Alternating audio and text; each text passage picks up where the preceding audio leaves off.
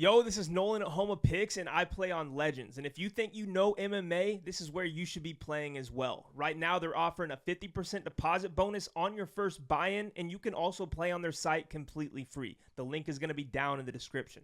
He's back. Kyle Daukaus, the Darce Night, August 23rd, all the way in Shanghai. Doesn't matter. UFC is back. How does that feel, man? It feels good. It's been a long time coming. I knew the first kind of go at the UFC wasn't going to kind of define my career. And I just always worked at getting back there, and I'm finally here.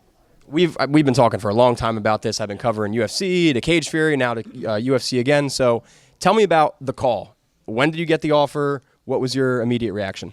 So I got the call last Monday. I saw I had two missed calls from my strength and conditioning. I'm sorry, from my manager on my way to strength and conditioning, and he texted me saying, call me. So I was like, something's up. Either my opponent fell out for CFFC, or it's time for me to get back to the UFC. So, I called him back about 4 times. He didn't answer. He told me he called me back in 5 minutes. He called me back like 35 minutes later and said, yeah. And then he was like, this is the call I've been waiting to make for you for a long time. I said, who's the opponent? Where's it at? He said, Michel Pereira in Shanghai. I said, all right, send the contract.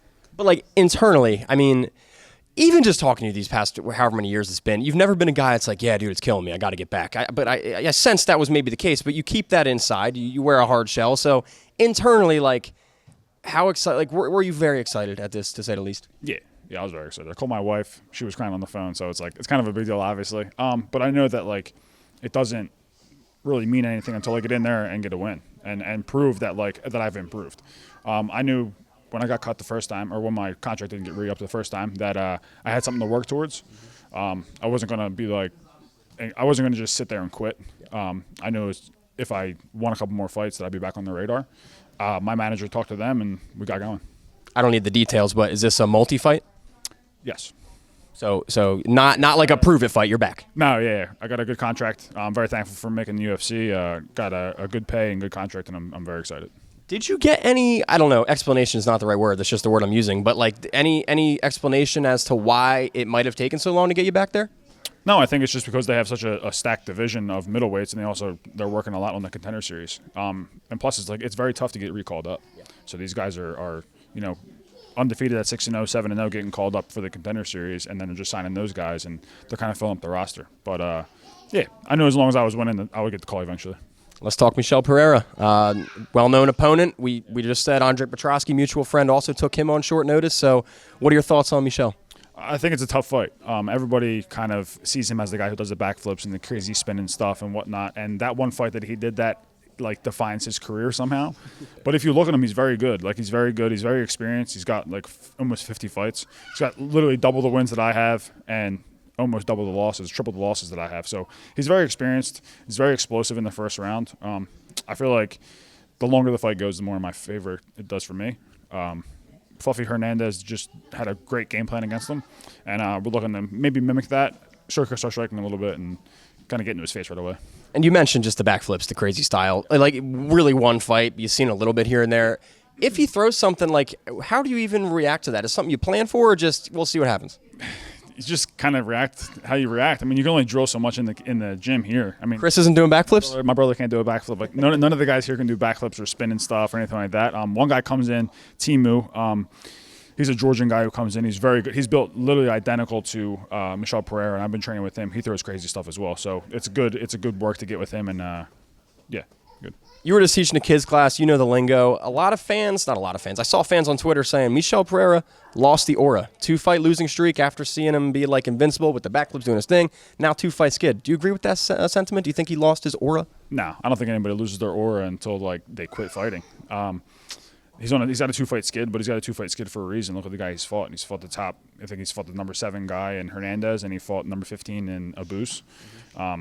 They're top guys in the division, and anytime you fight somebody in the division that high, it's going to be tough fights. You're going to have losses in your career. But no, I mean, I'm on a 4-fight winning streak, so I have that against my back. He's got a 2-fight losing streak, so his back's against the wall for this one. Crazy fight, potentially. You said you want to Fluffy Hernandez it, which I assume means taking into deep rounds, drown him a little bit. Do you have a prediction for this fight? I'm going to come out with my hand raised by any means. It's a new me. It's a new version of me, I feel. And I feel like I have to showcase something very, very good in the next 2 weeks. And the question I'm going to ask now that I'm going to edit out because I look like an idiot 2 seconds ago is Cage Fury, man. 4-fight win streak, titles, title defenses, finishes, elbows.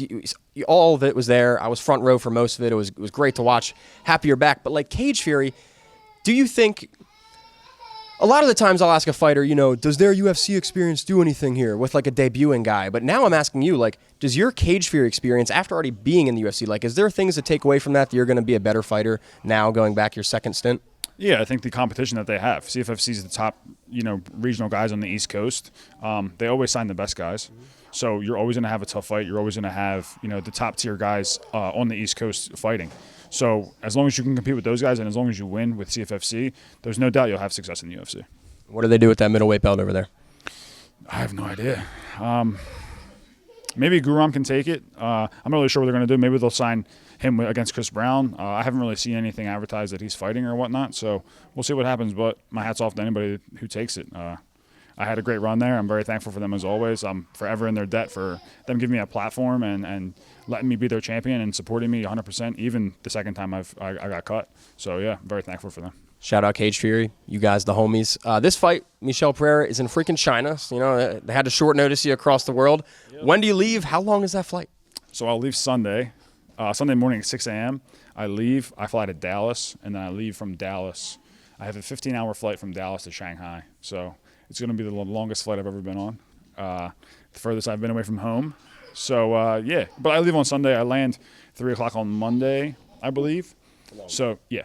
So, yeah, but it gives me enough time to get acclimated and whatnot. My biggest concern is just the sleep and the scheduling of fighting. Obviously, I want to be fighting 4 p.m. their time, which would be at 4 a.m. here. So I'm going to have to get used to that for a couple days. I mean, like a week over there, though, are you really that concerned about that, or do you think you'll naturally adjust pretty well for a 4 a.m. fight? I mean, I have a plan on the flight to kind of sleep and abide by their hours on the flight and maybe the night before. But I don't think it'll take too long to get acclimated. And then you fought all over, but like you said, never China, furthest away. So what are your thoughts on freaking Shanghai? Like, do you know anything about it over there or anything? I really don't know anything about it. I just know the movie Shanghai Nights, but that has nothing to do with probably Shanghai. So, yeah, I mean, I'm just excited to go. I'm excited to see a new spot, kind of visit the world. I'm not a big traveler. If you ask my wife, I'm absolutely miserable to go on vacations with. So, yeah, I mean, it'll be exciting to kind of walk around and see the place itself. But yeah, the main focus is the fight. And then, I talked to Johnny Walker, his main event against Zhang Minyang, and Johnny said, he's been hearing it from the Chinese fans in the DMs a little bit. Yeah. Michel Pereira's not Chinese, but have you had any Chinese fans in the DMs since the announcement? No, surprisingly not. I've had a lot of guys on Twitter just kind of like tell me to stop nagging the UFC now to get back in there. So that's pretty funny. But yeah, nah. I'm sure that the stadium will be filled to the brim. I think it holds 13,000 fans, and I'm expecting 13,000 fans from the first fight. I'm the fourth, so I'm expecting the crowd to be packed and to be wild. Coincidentally, similar timing, you get the UFC callback, and you open up this beautiful gym, Forge in Philadelphia. So tell me about it here, man. What's the vibe? What's the mantra? Yeah, no, we just wanted to be hard workers. We just wanted to be a gym known for hard work and good camaraderie amongst the guys, a good kind of like family culture, and anybody welcome from any gym to come train. We don't have any hard feelings towards anybody or anything like that. Wherever you're from, you're more than welcome to come in, train, get some training in. Come to the open mat, come to sparring. We don't kill anybody sparring, so there's nothing to worry about. But yeah, we just want it to be like a good, nice, wholesome place that we can, train, have fighters, and have champions. From my perspective, walking in, it seems like it's a very family-oriented atmosphere that also has that 50% UFC killer side. Is that safe to say? It's very true. Yeah, from 5 to 5:45, it's kids, and then from 6 to 8 o'clock, it's killers. Long-term goals for the gym, do you want this to eventually be like a UFC funnel? I mean, ideally, I think we can get that. My brother and I coaching could get that. Yeah, I think we will. I think that we will have a lot of MMA guys here training, and we'll have a lot of champions. We have Lex here who's training for BKFC. We got Pat Brady who comes here and trains BKFC. So we got a lot of MMA guys here as well, and I feel like the kind of the family that we have and the group that we have in any type of sport, combat sport that they're in, we're gonna have success. I don't usually ask the cliche, how was camp? Because it's always the same. Best camp of my life. But for you, man, short notice, brand new gym, flying halfway around the world. How do you, not how was camp, but how do you prepare for a fight this short notice like this? It's funny that people were asking me that. I've been in camp for my fight. I was supposed to fight August 30th against Guram, for CFFC. So I've been in camp, which is good. It's a week earlier, so my weight cut and preparation had to, come forward a little bit. But I feel like Michel Pereira's style is kind of identical to the guy who's supposed to fight for CFFC as far as being wild and very physically strong, like a physical brute. So I feel like, the outcome doesn't change, just the opponent and the organization changes. Goals with this next contract? Are you looking to compete for that title, for financial security, all of it? What are your thoughts? I mean, right now, financial security is the best. I'm going to get this win on the 23rd, and then just kind of stack the wins. I'm 32 right now, so I'm in the prime of my career. I feel like within the next year and a half, I can be up there ranked, if not, top 10. And then all healthy after this, would you like to fight again before the end of the year on a full camp, ideally? I mean, my mom, Jesus Christ, listen to me. My wife is due December 11th, so I know there's a card in MSG. I'll keep it down because she's back there, but there's a card in MSG that would be nice to go. But we'll see. I just hope that they don't call me for December. Maybe January or February would be nice. But if I come out of this fight, when I come out of this fight unscathed, hopefully we can get on an MSG card. And I know you're very focused on Michel right now, but obviously it's my job to ask. Are there names you still want in the second stint? You've had a few years to think about this. Rematches, anything like that? Nah, I mean, I'm not a big guy on rematches or whatnot, and people will say what they will about it. But nah, I mean, I'm sure there's so many guys in the division, you can fight anybody and get to the top, by any means necessary. So, nah, I mean, obviously you want guys with numbers next to their names, but I'm in no position right now to ask for that. I'm in the position to just kind of fight who they want me to fight and get the wins. And then this weekend, top of your division, getting a little busy. DDP and Hamzat, what happens over there in Chicago? Madness, probably. I expect like a Shogun versus Dan Henderson kind of fight, with like really back and forth for 5 rounds. But I wouldn't be surprised if DDP comes out and with the win. And then in a few more weeks, Nasruddin Imavov, Kyle Bohayo go at it. That's another top middleweight fight. Do you have a prediction on that one? Man, I didn't even think about that one. I'd have to lean toward Imavov, I think, just based on the well-roundedness of his game as opposed to Borralho being just strictly a striker. So. And then last question here is middleweight division now compared to when you left. How do you compare them? Like, do you think it's stronger, weaker now? Do you think the names are bigger then? Thoughts? That's a great question. I don't really know. I feel like the guys now are more well-rounded than they were when I left. It was only 2.5 years, but I mean, it makes a big difference with if you look back at who was ranked when I was fighting back in the UFC as opposed to now. I feel like it's significantly different. The guys are just more well-rounded. So yeah, I think it is better now, and it's a lot tougher now to get to the top.